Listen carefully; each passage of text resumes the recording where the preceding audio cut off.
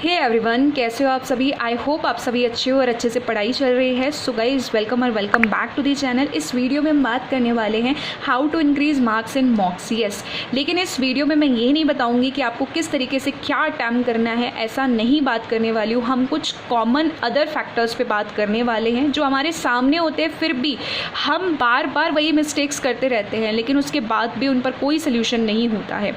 ये चीज़ मैंने अपनी जर्नी से सीखी है और मैंने भी इम्प्रूवमेंट किया इस चीज़ को लेकर के, और उसके बाद में मेरे मॉक्स के अंदर जो मार्क्स है वो काफ़ी इंक्रीज़ हुए, not only in मॉक्स but also in real examination. So video को लास्ट तक देखना है, समझना है, और उसके बाद में आपको अपनी जो प्रैक्टिस है, प्रिपरेशन में उस चीज़ को लेके आना है, तो आपको इम्प्रूवमेंट डेफिनेटली दिखेगी। 100% आपको इम्प्रूवमेंट दिखेगी। तो वीडियो को ज़्यादा डिले नहीं करते हैं, लेट्स स्टार्ट द सेशन। सबसे पहला पॉइंट हमारा जो आता है वो आता है टाइमर। यस, जब भी हम मॉक देने के लिए बैठते हैं ना, तो हम क्या करते हैं, डिसाइड करके बैठते हैं। ठीक है, जैसे कि अगर अभी मैं एग्जांपल के थ्रू आपको समझाने की कोशिश करूँ तो आरआरबी पीओ क्लर्क का एग्जामिनेशन है, प्री के मॉक्स दे रहे हैं, मेंस के मॉक्स दे रहे हैं। ठीक है, कंपोजिट टाइम आता है, या फिर हम कोई पीडीएफ करने की कोशिश करते हैं। ठीक है, या फिर हमारा जो है सेक्शनल मॉक देने की कोशिश करते हैं। कुछ भी हम देते हैं तो हमारा क्या जाता है, ड्यूरिंग द मॉक टाइमर पे ध्यान जाता है, बार बार हम टाइमर की तरफ देख रहे होते हैं। ठीक है, उससे क्या होता है कि हम जब क्वेश्चन रीड कर रहे हैं टाइमर की तरफ देख रहे हैं, टाइमर के देखने के बाद में क्वेश्चन देख रहे हैं, तो हम जो एक्स्ट्रा पॉइंट्स नोट करते हैं पजल या डीआई या किसी भी क्वेश्चन के टाइमिंग पे कैलकुलेशन कर रहे होते हैं, वहाँ हमारा कंसंट्रेशन ब्रेक हो जाता है, क्योंकि हमारा सीधा ध्यान कहाँ जा रहा है, सिर्फ और सिर्फ टाइमर पे। ठीक है, टाइमर पे जा रहा है। तो सबसे पहली चीज़ है कि आपका जो मार्क्स कम हो जाते हैं ना, वो इसी वजह से हो रहा है। एक यही रीज़न है, आज से यही हैबिट आपको बदलनी है कि आपका टाइमर पे बार बार ध्यान नहीं जाना चाहिए। जितना ज़्यादा आप अपने प्रिपरेशन पे या मतलब अपने मॉक पे क्वेश्चन करने पे फोकस रहोगे कि यार ये मेरे को सॉल्व करना है, उतना ज़्यादा परफॉर्मेंस अच्छा होगा। सबसे ज़्यादा परफॉर्मेंस ख़राब होने का एक रीज़न यही होता है कि बार बार हम टाइमर की तरफ देख रहे हैं। तो आज से इस आदत को, इस हैबिट को बदल देना है। ठीक है, जो सेकेंड पॉइंट मैं आपके बारे में आपसे बात करने वाली हूँ, जहाँ आपका मार्क रिड्यूस होने के चांसेस होते हैं, वो होता है स्पीड एंड एक्यूरेसी। सबसे पहले आप में से काफ़ी सारे स्टूडेंट्स मेरे को कमेंट करते हैं कि मैम एक्यूरेसी का क्या रोल है यहाँ पे। एक्यूरेसी का कोई रोल नहीं है, बिल्कुल रोल है। अगर आप एक्यूरेसी ख़राब करोगे तो नेगेटिव मार्किंग से जो आपने मेहनत करा है ना, वो पूरा ख़राब हो जाएगा, आपका सिलेक्शन तक रुक सकता है। इसलिए accuracy is very very important, please note it down. Okay, बात आती है स्पीड एंड एक्यूरेसी जो है वो साथ साथ चलता है। अब एक चीज़ आपने नोटिस की होगी कि जब आपका ईजी आता है एग्जामिनेशन तो स्पीड तो अच्छी होती है लेकिन एक्यूरेसी डाउन हो जाती है ना। और जब हमारा मॉडरेट आता है एग्जामिनेशन, तब हमारी स्पीड तो कम होती है लेकिन एक्यूरेसी काफ़ी अच्छी होती है हमारी एक्यूरेसी। ठीक है, क्यों? क्योंकि मॉडरेट होता है एग्ज़ाम, तो हम फूक के अपना कदम रखते हैं कि मेरा कोई क्वेश्चन गलत ना हो जाए, जिससे मेरा नेगेटिव मार्किंग में चला जाएगा तो मेरा सिलेक्शन में दिक्कत आएगी। तो हुई ना एक्यूरेसी की इंपॉर्टेंस यहाँ पे। सेम चीज़ यहाँ भी इंपॉर्टेंस रखती है, क्योंकि दोनों साथ में चल रही है। अगर आपने स्पीड से चले, बहुत ज़्यादा ईजी क्वेश्चन है, आपने स्पीड से किया, या समटाइम्स ऐसा हो जाता है ड्यूरिंग द मॉक, यार पेपर बहुत इजी आया है, हम क्या करते हैं, धीरे धीरे आराम से करने की कोशिश करते हैं। उसमें हमारा टाइम, एक क्वेश्चन जो 1 मिनट का होता है उसमें 2-3 मिनट हम लगा देते हैं। फिर हम देखते हैं कि टाइमर अब जा रहा है, फटाफट स्पीड लगाते हैं, ए का बी का ए, 10 की जगह 20 की जगह 30, इस तरीके से करते हैं। तो क्या हुआ, स्पीड की वजह से फोकस गया, फोकस की वजह से क्या हुआ, एक्यूरेसी ख़राब हुआ। इसीलिए बोला जाता है दोनों साथ साथ चलता है। अब इसके पीछे भी एक और लॉजिक है कि और स्पीड अगर आपकी चाहिए, कई बार ऐसा भी मैंने सुना है कि मैम ये बता दो कि स्पीड कैसे इंक्रीज़ करूं। ठीक है, स्पीड इंक्रीज़ होगा तो डेफिनेटली बात है कि एक्यूरेसी भी तो आएगा। जितने ज़्यादा क्वेश्चन करोगे आप, उतने ज़्यादा आपका एक्यूरेसी भी आएगा। हाँ, ये ज़रूरी है, फोकस रखना बहुत ज़रूरी है। तो देखो, सबसे पहली चीज़ होता है ना कि समटाइम्स ऐसा होता है कि हम 80 to 85% कॉन्सेप्ट्स कर लेते हैं, अपना सिलेबस कर लेते हैं, ठीक है, सारी चीज़ कर लेते हैं, लेकिन क्या होता है ना, कुछ चीज़ें जो मॉक एनालिसिस होता है वो हम प्रॉपर नहीं करते हैं। मॉक एनालिसिस हम प्रॉपर नहीं करते हैं। ठीक है, क्या करते हैं हम कि यार मॉक को एनालिसिस करना क्यों ज़रूरी है, क्योंकि उससे हमें पता चलता है कि कौन से क्वेश्चन जो हमने सही किए हैं, सही एग्जैक्टली करेक्ट आंसर्स किए हैं, उसमें किस में हमें ज़्यादा टाइम लग गया, जिसका टाइम हमें रिड्यूस करने की रिक्वायरमेंट है, ताकि वो रिड्यूस होगा तो और क्वेश्चंस में आप दोगे जो कि आपने छोड़ दिए या आपने नहीं किए विद इन द टाइम। ठीक है, विद इन द टाइम कौन से क्वेश्चंस थे जो आप कर सकते थे, इसके अलावा कौन से क्वेश्चंस आप स्किप कर सकते थे, ठीक है। उसके अलावा आपका ये रहता है कि कुछ क्वेश्चंस ऐसे होते हैं कि कॉन्सेप्ट बिल्डिंग आपकी कमज़ोर होती है, आपकी वीक होती है, इस वजह से आप उसको नहीं अटैम्प्ट कर पाते, जबकि ईजी होते हैं, जैसे मेंसुरेशन, ठीक है, जैसे प्रोबेबिलिटी, परम्यूटेशन एंड कॉम्बिनेशन, ठीक है। प्री में तो ये एटलीस्ट एक एक नंबर के आते ही हैं अर्थमेटिक में, तो इन पे कमांड अच्छी होनी चाहिए, क्योंकि मेंस में भी आजकल इसी पर बेस्ड क्वेश्चंस ज़्यादा आ रहे हैं, ठीक है। आपने ट्रेंड देखा ही होगा। इसके अलावा क्योंकि हम क्या करते हैं, जब मॉक का एनालिसिस नहीं कर रहे हैं, तो मॉक का जब प्रॉपर एनालिसिस ही नहीं हो रहा है, तो हम क्या करेंगे कि अंडरस्टैंडिंग जो मैंने 3-4 पॉइंट्स आपको बताए हैं वो आप वर्क नहीं कर रहे हो, इसका मतलब।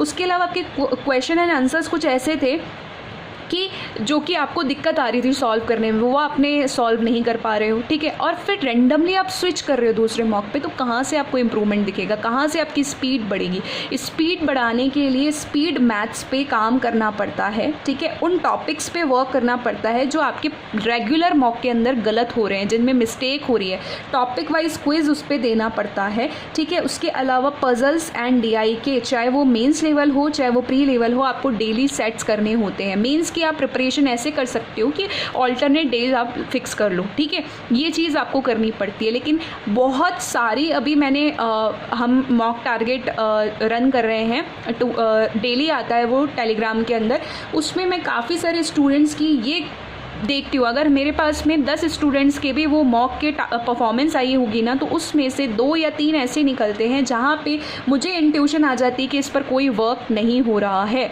रैंडमली आप सिर्फ बस मॉक किए जा रहे हो, लेकिन एनालिसिस नहीं है, रिविजन नहीं है, कुछ भी वर्क नहीं करने वाला, कुछ भी वर्क नहीं करने वाला है। तो ये स्पीड आपकी बढ़ाने के लिए स्पीड मैथ्स वर्क करो। आपके जो क्वेश्चंस है ना, जैसे सिंप्लीफिकेशन वगैरह, उनको माइंड कैलकुलेशन करने की कोशिश करो, ठीक है। थोड़ा सा आप वो ट्राई करो। नंबर सीरीज़ वगैरह, इनको स्पीड मैथ्स में काउंट इसलिए किया जाता है ताकि स्पीडली आप पढ़ो। पढ़ने के बाद में आपका जो क्वेश्चन है ना, फोकस भी इसी से मैच करता है आपका, कि जितना आप स्पीड में करते हो उतना ज़्यादा आपका फोकस भी बढ़ता है, ठीक है। ये इंपॉर्टेंट है। तो ये मॉक एनालिसिस करने से भी आपकी स्पीड में इंप्रूवमेंट दिखेगी, कि आपने जो सीख लिया वो नेक्स्ट मॉक में थोड़ी ना आप गलती करोगे, वहाँ तो आप ध्यान रखोगे ना, तो स्पीड हुई ना इंक्रीज़, ये इंपॉर्टेंट है।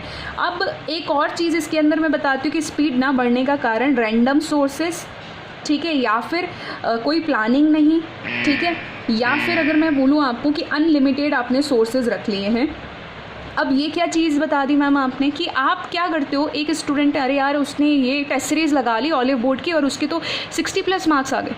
अच्छा, मैम ने ना प्रैक्टिस मॉक लगाया था, मैम के बहुत अच्छे मार्क्स आ गए, मैं भी प्रैक्टिस मॉक लगाता हूँ, मैं भी ग्रेड अप का टेस्ट सीरीज़ ले लेती हूँ। नो, डोंट डू दिस, ठीक है। ऐसा नहीं करना है आपको, क्योंकि मैं लाइव मॉक आपको बोलती हूँ हर मॉक टेस्ट सीरीज़ का दो, ठीक है। जहाँ भी अवेलेबल है आपको बताती हूँ, टेलीग्राम में अपडेट देती रहती हूँ, तो प्लीज़ आप सब दो उसका, लेकिन यार लिमिटेड सोर्सेज रखो। जितना आप लिमिटेड सोर्सेज रखोगे ना, क्यों बोलती हूँ, क्योंकि आपका रिविज़न उतना ज़्यादा अच्छा होगा।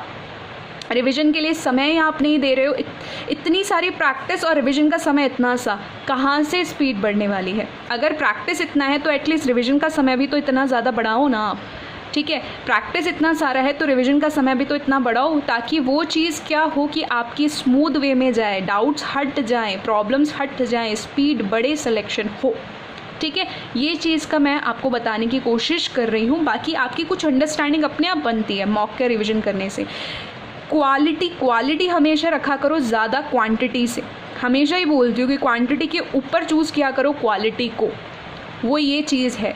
उसके बाद में एक इम्पॉर्टेंट चीज़ आता है, मैंने अभी आपको बताया कि फोकस बहुत ज़्यादा इंपॉर्टेंट है। क्या करते हैं ना, हम स्पीड के साथ में जाते हैं एंड होता क्या है कि ए का बी हो रहा है, बी का ए हो रहा है, वही मैंने चीज़ बताई। तो फोकस ऐसा नहीं है कि हम बस स्पीड में भाग रहे हैं इस वजह से हमारा हो गया। समटाइम्स वो कॉन्सेप्ट बिल्डिंग जो होती है ना, कुछ कॉन्सेप्ट हम रिवाइज़ नहीं कर पाते हैं, ठीक है, या हम करते ही नहीं हैं क्योंकि हमें आलस आता है, हमें समझ नहीं आता है, हम नेगेटिव चीज़ों को बार बार रिपीट कर रहे होते हैं। तो बस वही चीज़ है, और कहीं ना कहीं सारे पॉइंट्स ना एक दूसरे से जा कर के लिंक हो रहे हैं, अगर आप ध्यान से देखोगे तो, ठीक है। सारी चीज़ों पे वर्क करना, सारे पॉइंट्स पे वर्क करना बहुत ज़्यादा इंपॉर्टेंट है, ठीक है। तो आप कोई ये चीज़ मत सोचना कि ये चीज़ स्किप कर दी तो यार इससे काम चल जाएगा, नहीं, ऐसा नहीं हो पाएगा। क्योंकि देखो मेंस में आजकल आपको पता है IBPS PO मेंस का लास्ट ईयर का क्वांट का पेपर उठा के देखना, अब क्या पेपर आया था वो, ठीक है। पूरा का पूरा उसके अंदर टाइम, स्पीड, डिस्टेंस के क्वेश्चंस थे, मोस्ट प्रोबेबली उसके क्वेश्चंस थे। तो आप अगर उसको ही छोड़ दोगे तो कैसे चलेगा ना,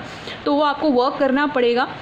पहले दिन आपको बहुत ज़्यादा लगेगा, जब आप थोड़ा थोड़ा कंसिस्टेंसी के साथ करोगे तो वो चीज़ इतनी हो जाएगी, फिर इतनी हो जाएगी, इतनी हो जाएगी, और उसके बाद तो आप प्रो बन जाओगे, ठीक है। प्लीज़ उस पर फोकस करो, है ना, ये चीज़ आप ध्यान रखो।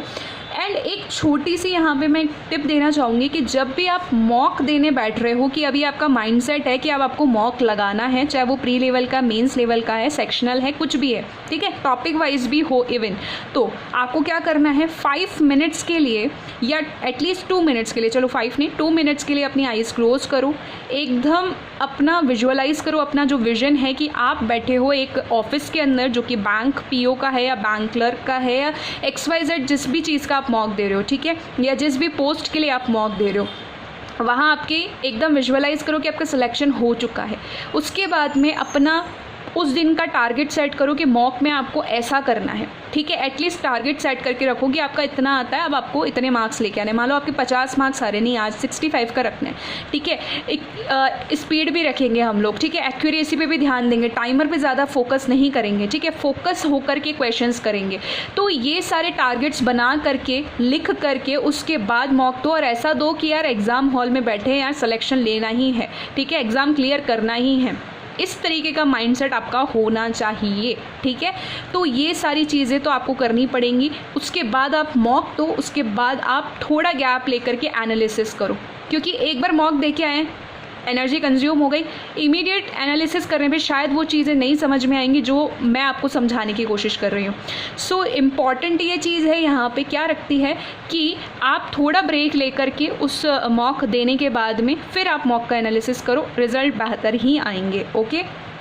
अब इसके अलावा अगर मैं आपको एक बात बताऊँ छोटी सी, कि एक इम्पॉर्टेंट चीज़ है जिसको हम मिस करते हैं, मार्क फॉर रिव्यू, ठीक है। मार्क फॉर रिव्यू, मैं स्टार्टिंग में जब मॉक देती थी ना, रैंडमली ये मॉक है और यहाँ पे एक क्वेश्चन पहले शो होती है, ठीक है, मैं क्या करती थी, यहाँ से एक क्वेश्चन उठाया, फिर ये क्वेश्चन उठा लिया, ये क्वेश्चन उठा लिया, ऐसे ही करती थी सच में। और उस वजह से होता क्या था, मेरा पज़ल तो बन गई, अब मुझे पता ही नहीं था कि 5 क्वेश्चंस आए हुए हैं। पहले क्या होता था, ऐसे लिखा हुआ नहीं आता था कि इसमें 5 क्वेश्चंस है, और समटाइम्स आज भी ऐसा मेंशन नहीं होता है कि कितने क्वेश्चंस है इस पज़ल में या सिटिंग में या DI में, ठीक है।